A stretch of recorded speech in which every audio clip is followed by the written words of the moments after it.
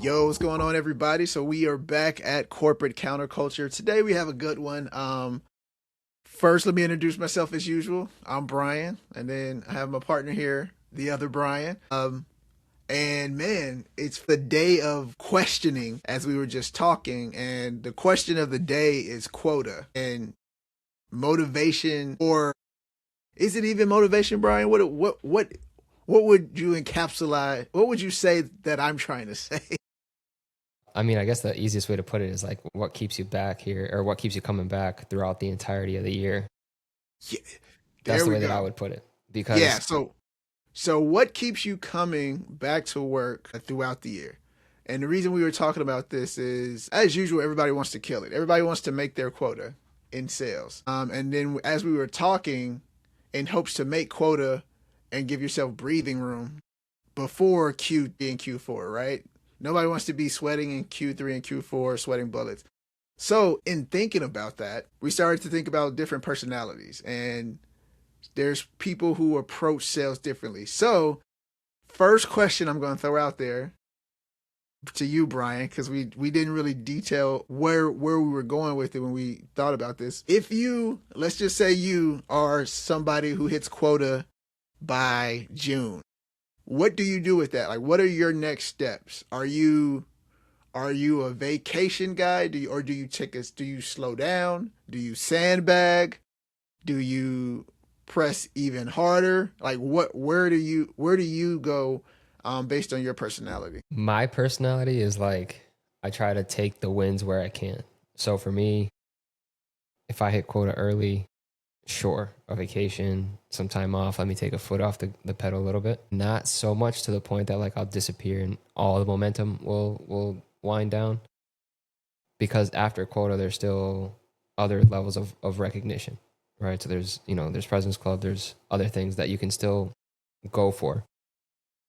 The other part of that too is um, after quota is what everybody in sales is in here for, which is dollars, right? So sure, you hit your number and you kept yourself alive. That's technically quota is like, am I doing my job?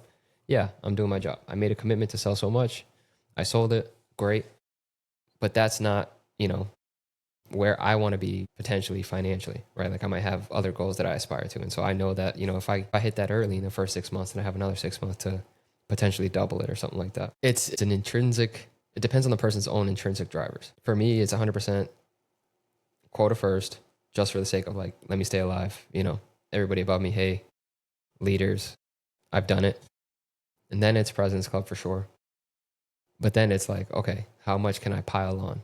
Right? And how much can I set myself up for next year? There's people and there's accounts and there's relationships that seem like, depending on the world that you're in, seem like they have the say to basically set themselves up for the next years going forward. I'll give you an example of that. So I don't know this guy personally, but like a friend of a friend sells or sold Rolls Royce engines for cargo ships. And it's like these things are millions of dollars a piece. His quota was literally 2 each year. If you sell 2 engines a year, then you hit quota. He got a deal. The guy was willing to, the deal was for 5. And he said, look, don't issue a PO for 5. Issue a PO for 2. Next year, issue a PO for another 2. And then the third year, issue a PO for the 5th. And he had enough rapport with his account that he set himself up for the next 2.5 years. And so, again, that depends on the person, right? But if I had that level of say, I don't think that I would do it any differently, to be honest. Now, the question is, what world are you in, right? Like in our industry, that doesn't necessarily apply yet, right? But it could, depending on your accounts and depending on the structures of the deals and the sizes of the projects and things like that. Again, on the flip side of things, say, for example, my last position where I was at for like 10 years, the quota was like, on average, 1.8 to like 2.3 million dollars a year, but a lot of them were 8,000, 10,000, 20,000, like very common. And so you had to close a whole bunch of them, right? So there's a big swing and a miss. Even where we're at now, there's a big like variation. There's a large spectrum of smallest deals to largest deals. So you could end up hitting quota with one deal, but it's not enough for some of the other accolades potentially. It's just, it's hard to say, but it really depends on the industry. Yeah. Yeah. What would be your personal take? Like, what would be your thing? Would you hit quota, take some time off, kind of celebrate a little bit, and then kind of come back to it, or you're always pedal to the metal, or what? Yeah. So I'm a big momentum person. So if things are going good, then I do breathe a little bit. If there's opportunities to continue to close, I don't sandbag them. If there's if there's if there's flexibility in timeline, then I'll allow for that flexibility to be pushed as far as it can go, right? And the reason I do that is because, and especially I think in this industry, relationships are big. If once I hit quota, I go into like politician mode. And then I can go visit these accounts without pressuring them. I can go ask qualifying questions without having to have a follow-up meeting. I can go take donuts and sit with the guys in operations and just say hi to the decision maker and not have to have these pressure type of conversations every time. Even that way it relaxes them a little bit too. So that way if they do go somewhere else or if they do have a referral, I tend to ask for stuff like that after I hit quota. I may know that I want to get a machine sold or an opportunity sold or software sold or whatever the solution is to this person, shipping, whatever. But I may not push them at that time. I may say, hey man, I'm going to this area tomorrow or next week or a couple of weeks. You know anybody in that area? If you do, man, let me know. Would love to kind of get in there with them and not even bring up what we're doing maybe for a month or so. So Right. I typically go down that path, but here's why I don't take a break, because I know people who take a break. I don't think personality wise that I could take a break because I would probably get distracted and then want to acknowledge curiosity, right? And I think I've seen it with a lot of people before where they're killing it, they hit quota, they take a break, and now they come back from overseas or from a staycation and now they want to start a business and like, you know what I mean? Like so many, or they had Yes. time Okay. to, so They many get different distracted. things, come up and now it becomes a distraction. And then it's kind of this weird cycle where their next seasons are interesting because they stopped setting up the job the way they used to.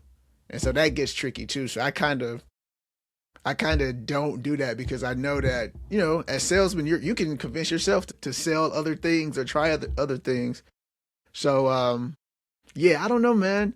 The break is interesting, but I know people who take breaks, but they're dialed in. This is all they do all day, every day. Like they do sales. Even on the weekend, I'll see an email from them at 4 a.m. asking, do I know somebody at this account, or 11 p.m. Like they're all about sales. This is what they're committed to. So when they take a break, they take a break hard, but this is their one thing. They don't go to the gym. They don't have like a food fetish. They don't shop for clothes. They just like love sales and they're committed to sales. And that's it. And they this is like that entrepreneur bucket where I want to be the COO. They believe in that track. Like I'm gonna go up here and I want to Yeah. this is all they do. So they take breaks pretty hard, but it's because they're so committed to the structure of the job. No, man. I don't know. I feel like that's definitely, well, number one, that's definitely not me, right? Like I'm with you in the sense of like momentum, and once the pressure's off, you're just planting seeds, and I'm all Yeah. for that. 100% just all for playing the long game. It just makes when it finally comes time to push and to close, you have way more say, way more influence than, that first few, let's say half a dozen interactions where you're just constantly pushing for that close. Now it's like, hey man, we've been talking for a year, right? Now I can call you with no pressure and say, hey, how's it going? What'd you think of the game last night? Did that storm that came through, hit you badly or whatever? You can have these like human conversations that don't revolve around closing a sale.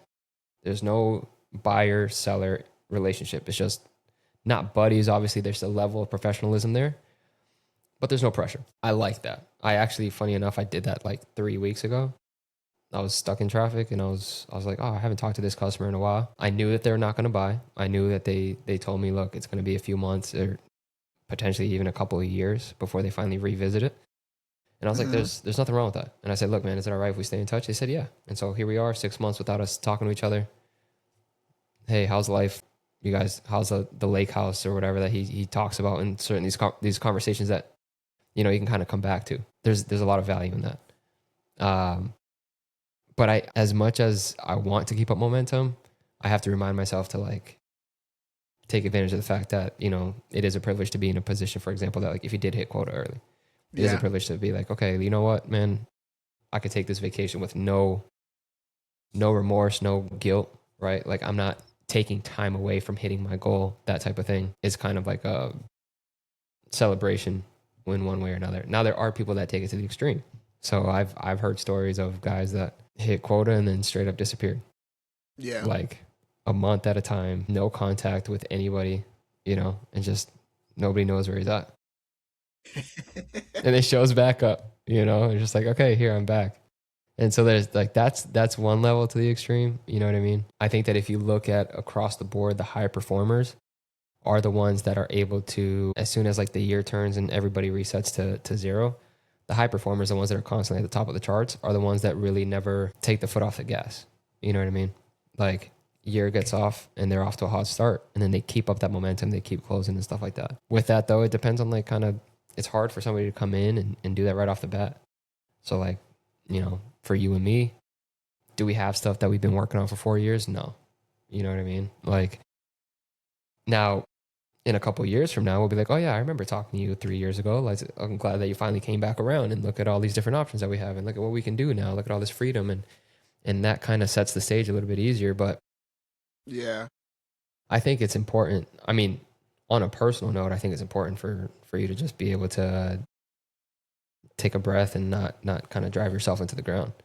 You know, it's too easy to get stressed out. It's too easy to kind of burn out. And in a world where burnout is so common across a lot of different industries and professions and stuff, if I can avoid that at all costs, then I'll do that. True. True. Yeah, no, I'm more so of the, yeah, little break and then just try to keep momentum. I think the tough part comes for some people when, because I've noticed a couple of things where even some of my friends who are high performers, I think the reason why they have to take such hard breaks from what they've told me is because the organization is so exhausting mentally. If like by the time they deal with all the people inside to get the deals done, they need a break from that. Then you mentioned President's Club. I have friends who go to President's Club, but this isn't like the President's Club where you can bring a friend or spouse. This is like it's only the sales people who are going. So you know it's like balls to the wall, over the top, drinking, eating, you come back feeling terrible, you want to work the weight off, you want to detox. So all of that becomes exhausting for them because it's like 100%. night in, night out, partying, no sleep, and but it's like you can't not go. You know what I mean? Right. And then yeah, so I think depending on the organization, I know why some people take the breaks, but for me, I'm just like, nah, man. I just try to stay with the momentum. That's the main thing. I mean, I guess that also poses the question too, though, right? Of like on a yearly basis, what is the individual goal?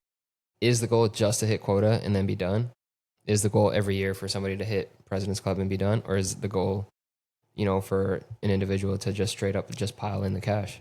Like if you hit quota, hit President's Club and you still got room, why would you not just keep up the momentum?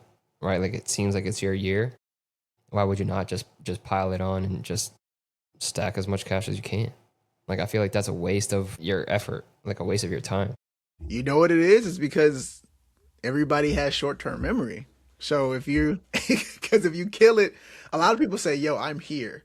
I could pull in another 4 million, or I could wait till next year." And they think if I pull this in, absolutely great.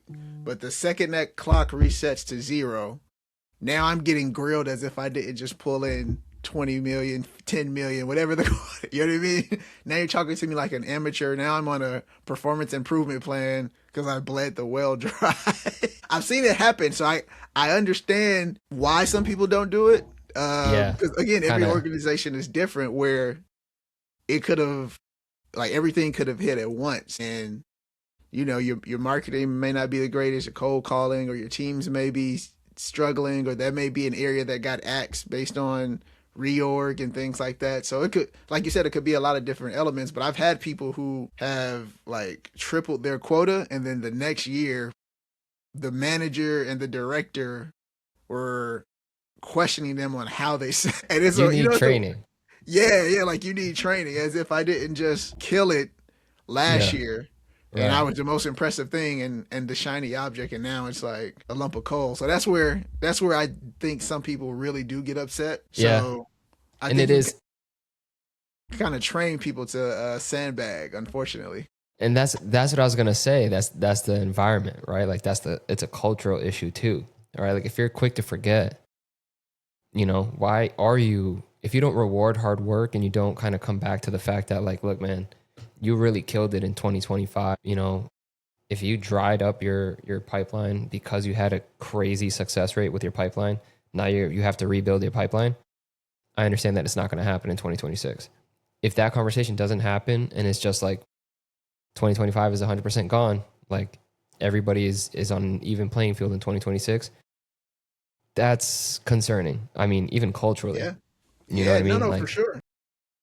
and so I think that that's where you get a lot of the sandbagging and things like that. I don't know. I had in my last job, like straight up, there was no point in going above and beyond. And the reason is like the industry as a whole, and I've talked about this before, the industry as a whole was stuck. So I knew that sure, you know, I could get the 20s and the 30s and then maybe the $200,000 deals and eventually make my way up to a $2 million quota. But like that was a stretch. And so if I hit 2 million because I had four big deals, or if I hit 2 million because I had 200 small deals, who cared? You know what I mean? Like nobody really cared. Yeah. And it wouldn't, there was really not much I could do on my own behalf to drive it and really kind of like keep the momentum up.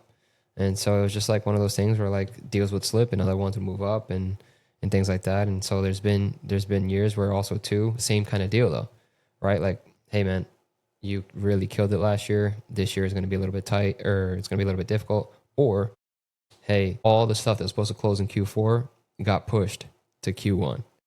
And if you look at the previous year, if you look at, for example, 2025, I missed my quota by 75%. But if you look at, you know, the beginning of 2026, all of a sudden I'm already at quota and I still have a whole bunch of other stuff that exists that's expected to close. So it's like, it really depends on the organization. But I think in general, for a salesperson, especially if you're new to sales, like in general, you have to have the mentality of like go go go, You because have to if do. you no urgency and no kind of desire to like be at the top of the leaderboard, no competitive urge to like, you know, be the one that stands out, it's too easy to get lost in the mix. You Bro. know, it's a, I mean, you got to look at the top performers in the world too. You know, you got to look at there are a lot of things that are prettied up for social media and all that stuff, but then there's other guys too that like straight up cut their teeth and doing insurance sales and stuff like that. Like we've talked about PBD in the past Yeah. and all that stuff, and all his consulting stuff is he talks about competitiveness and he talks about, you know, just that internal drive and how much of a individual performer you want to be and how successful you want to be individually, and you have to take control of that for yourself. There's really not much else you can add there. If you don't have Now, that drive in and of yourself, then I don't think you're gonna be a standout guy. yeah, that's true. And I think I hear you too on what you said with the environment matters, because that is definitely a leading indicator on the behavior that's going to come from the salespeople. If you're going to change the sales plan every year, if you're going to adjust compensation to make sure, you know, maneuver and everybody lands on the same spot, they're going to sandbag. But if they know coming in, this is the rate and this is what I get, then yeah, they're just going to keep rolling it in like rollover minutes. They don't care Yeah, when they sell it, because it's going to pay them. And so 100%. I wonder how many organizations are willing to look at that though, the behavior modifications. I mean, if you really look at it, what culture comes from the top. It's a top down thing. It's not a bottom up thing, Yeah, for right? sure. So like if the person at the top isn't willing to kind of be introspective and kind of look internally and be like, man, what's going on with the culture in this organization? What can I do to improve it? Yeah. There's really not much that they can do to the compensation structure or something like that that's going to kind of like motivate people unless it's like some sort of drastic change. I mean, when is comp adjusted in such a way that it makes people want to do more? Usually it's the opposite direction, Yeah, for sure. unless a For sure. company's really hurting. And then there's like this giant swing and then they self-correct, right? So Yeah. it's a weird one. Too, though, because even though it's top down, the hard part is everybody at the bottom also, like, I don't know how far you can communicate up to also push any change, right? Because the top people are at the top. If they, you have people in place to kind of handle the day to day. But if the day to day dynamics and semantics aren't getting to you, and you think like, oh, everything's great, that could be tricky too. I mean, yeah. Yeah. So you're saying if there's like some middle manager that doesn't convey the feedback properly, or if the top just doesn't have an ear to the ground or is even open to feedback, is that what you're saying? Yeah, yeah, because I think about like when you think about people in various roles, everybody takes ownership in different ways. You know what I mean? And like I even think about when I was at UPS, and if I sold an account, I may review it with the driver and say, "Hey, they actually need a special pickup on this day because we're gonna do this launch or something." And they'll say, a driver may say like, "Oh, I don't pick up on this side or this way." You know what I mean? So you kind of get into these spaces where then, okay, now I'm not. Do I want to get into it with him? Do I go tell his boss? Do I tell my boss to tell his boss? It becomes so many things that even though the top down person is saying, hey, listen to the sales guy leads this organization, drive this organization, they bring the revenue in to pay all of our checks. There's always so many different layers where that message, I guess it never permeates all the way through, right? Or, hey, I want flat leadership. If there's anything, issues, you can bring them to me. For some reason, I don't think the people at the top really get the full experience. And I don't know, maybe it's just something they're saying and they know what's going on. But I feel like there's so many layers for a lot of people that the message never gets out the right way. Even if it's a survey. Okay, you got a survey. It's anonymous. Sure. Nobody believes it's anonymous. Anonymous, but we're going to track the IP and look at your location. Exactly. So you're not putting real feedback in there. And so it's a terrible cycle because then nobody actually says anything. Nothing actually gets fixed. Even if you leave the company, you don't want them to give you a bad review if somebody calls, so you don't say anything. You know what I mean? Yeah, that's true. That's where I'm trying to figure out. I don't know. Yeah, the culture is important, but I don't know how you fix the culture. Yeah, I mean, there's a lot of different things about like fixing culture. I think that there is a like again, intrinsically like you have to make a decision to be a contributor and be a giver, not a taker. That's like I think step number one. One thing that like we're at, at the top of our or at the top of our division, it's always like assume the best, don't assume the worst. And so I think that's a big thing. Like if that's coming from the top, then kind of you are not assuming that whatever did happen was intentionally meant to hurt you. I like that. I do like that a lot. And then also too, having access, I think is a big one too. So like, granted, we're individual contributors, right? But we are told we can Slack, we can call, we can text, the top of our division. And that's a big W. I mean, Yeah, for straight up, sure. like if you have access to the person at the top and you can, maybe it's an issue that you're having with your leader and you can go around them or something like that. Yeah, yeah. To have that open communication, I think is good. Now, if it gets to a point where it's like, oh man, he's untouchable or she's untouchable, don't bring anything to them because it's just going to turn back around and bite you in the ass or something like that. then yeah, it becomes a point where it's like you just have to shut up and eat it. And I've been part of an organization like that where it's like the one that is the problem is the one that is telling you to tell them about the problem. And you're like, dude, I can't, like, what do you want me to do? You know what I mean? And so I've had, I mean, I didn't have any problems personally, but I've had coworkers try to be like, what am I going to do? Tell him that Yeah. he's effing it up. Like he's screwing me over because he's not going to listen to what I'm saying. And so it's just like, there are certain situations depending on the levels and the layers. There are certain organizations that could be like, oh shoot, I got nowhere to turn. And then you just maybe might just have to look elsewhere, to be straight up. You know, if the culture isn't fitting you, it's weird, man. Because like the culture is such a big part of it. If there's a generally good work culture, you can put up with a lot of like bullshit, Yeah. right? Like if in general, it's a pleasure to be around your coworkers and everybody's kind of like having that team mentality to, you know, put the customer first and close first and just keep the sales coming in and let's just all help, you know, kind of bring in the revenue, then everybody has the same mission. But as soon as sales wants one thing, engineering wants another, and manufacturing wants a third, forget about it. Like that's when it's completely divided. Because as soon as the shift is no longer like, hey, customer comes first, sales comes second, and it's all about, no, my process comes first. Forget what the customer wants, forget what it takes to close the sale. My internal process is now the most important thing to me. Then the company's doomed because that demotivates the sales guy. That makes it a difficult process for the customer to even sign up with us or whatever. And the person that ends up winning is the one that has basically just got everybody else like extorted. And it's just like one of those weird kind of just look elsewhere. I don't know, you know, but like, I mean, do you disagree? No, you're right. Because the reason why I asked you that, I'm just really thinking through my past experiences and then some of my previous colleagues' experiences. And yeah, why did they bounce and not communicate? Or why do they do this? Or how come they kind of sandbag? I'm like, yo, you got a whale over here. Why don't you just land it? Or why don't you sell it? What if it goes away in the next 3 months?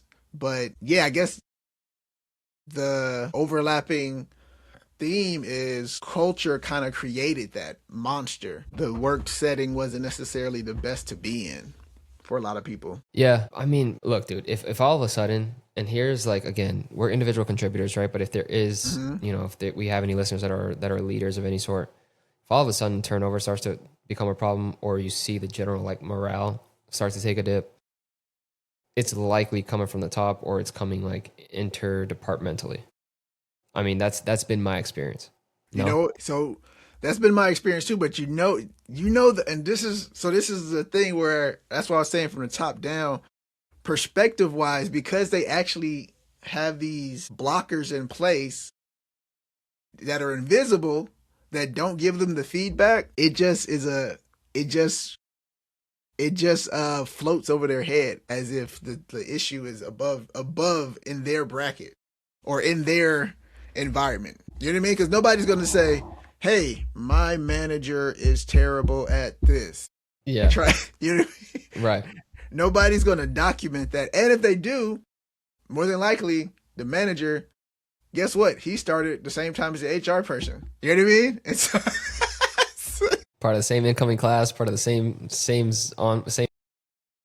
Yeah. So I think that's why some people just press that eject button and take those breaks. But I don't know, man. It's a tricky thing because I'm trying to think, should I be somebody who like takes a hard break? You get however many weeks of vacation, and I mean, we're all in this unlimited PTO versus PTO thing now and sick days. But when you count all that stuff, that's probably, if you put all the math together, at least 3 to 4 weeks that you could take off. You know what I mean? You probably shouldn't group them all together. But no, don't just, you know, lose your phone and lose your laptop and take off to another country and never tell anybody anything. Yeah. Don't do that. But hey, man, I closed a fat sale. I got no upcoming appointments, no upcoming commitments for the next week. I'm just gonna take it off. Yeah. You know, that whole thing. Or we know that kind of there's a dip in the middle of the year around 4th of July. Everybody's on vacation. That whole thing. I'm gonna take the week of 4th of July.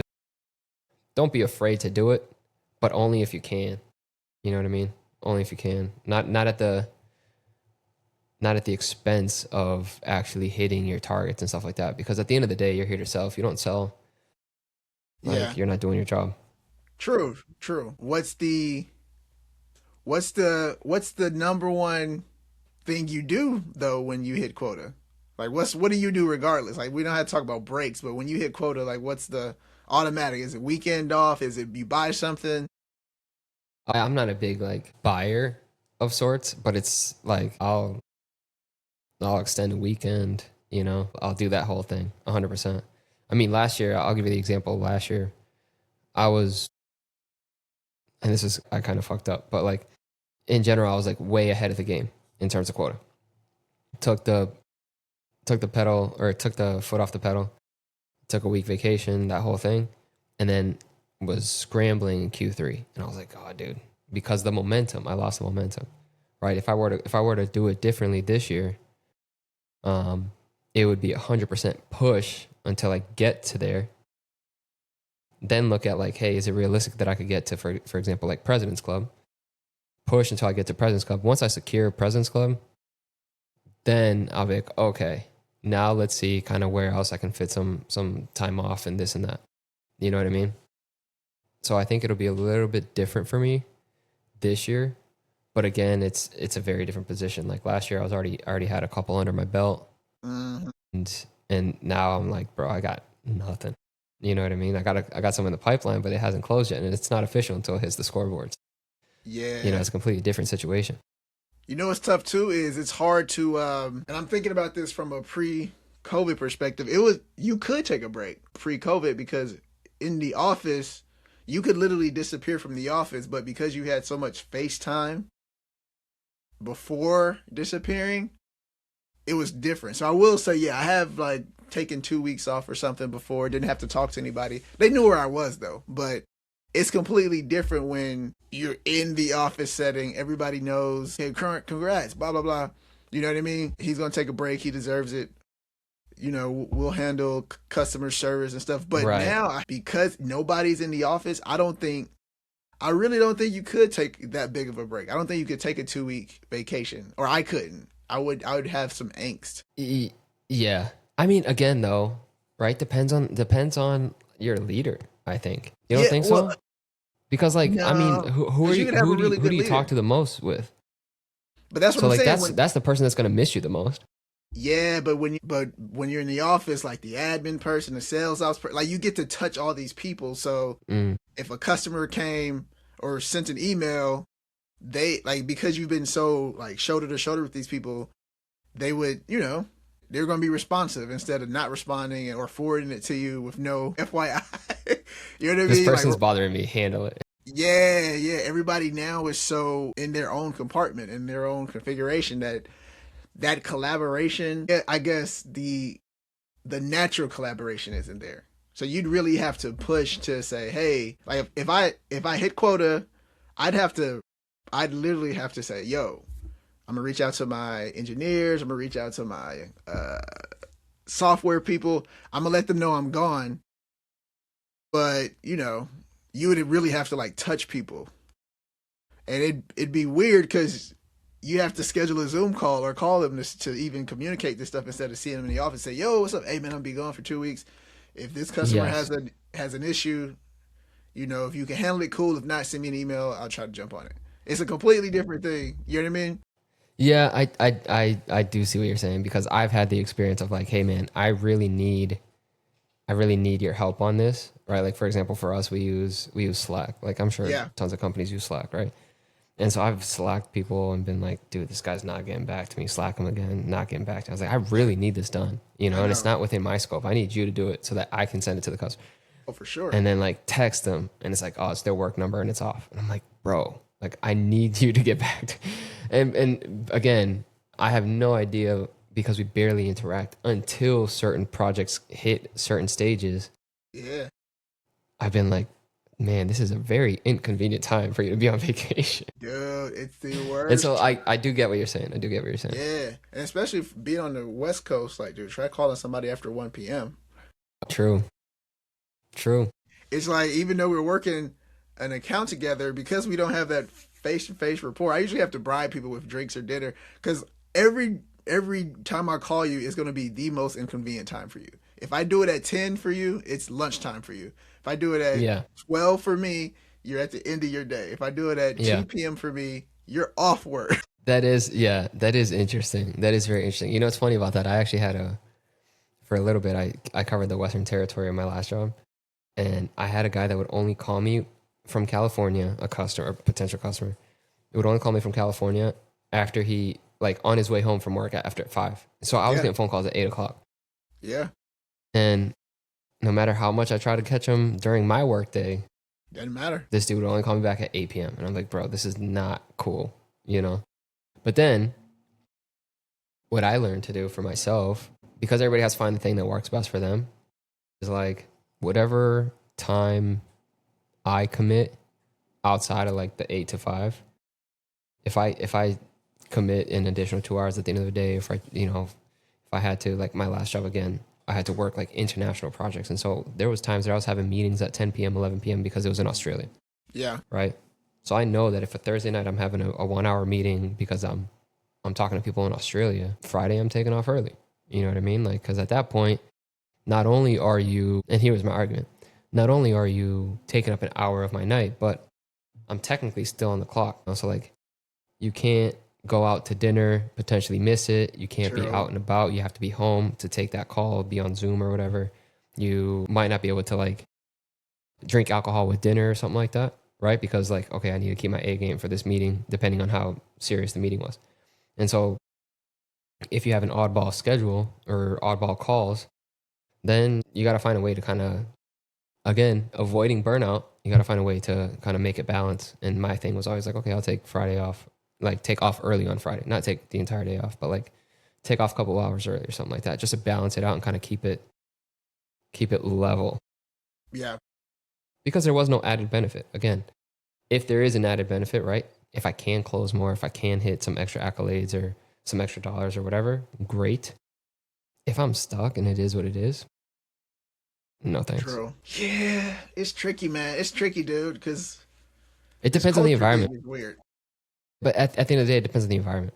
Like, seriously. Yeah, you're right. Because what I'm learning too, the more we partner with other organizations and technology integrators and stuff, when I'm out in the territory, you know where I meet them? They're at that office at 3:30, 4. Oh, can you come by at 4? I'm like, 4 where? Absolutely not, bro. But they're at the office. You know what I mean?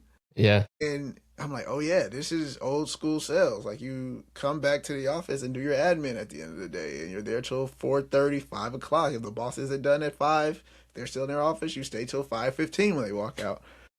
And I was like, yo, I forgot that existed. But sometimes I'm reminded, dude. Like, yeah, Every once in a while, people ask, like, hey, would you ever come back into the office? It would be very difficult. yeah. Oh, dude.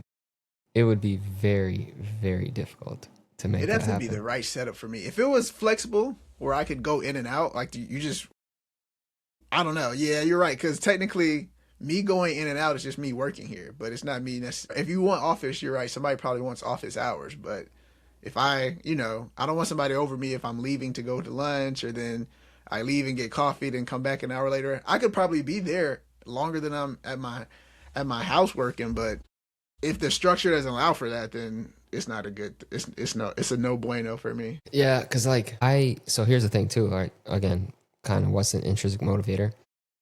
If I have a lot of stuff cooking and I want to keep up momentum, I'll work a whole week.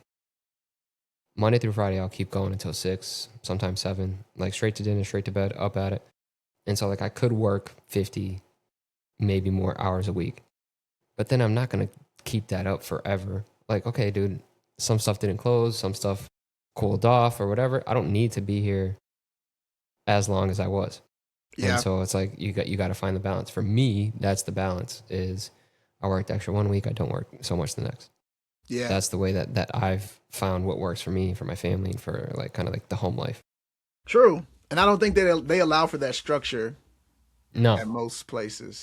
no, definitely not. Like, bro, the last place I was at, even me being remote, Yeah. like Like I'd get calls at 8:10 in the morning.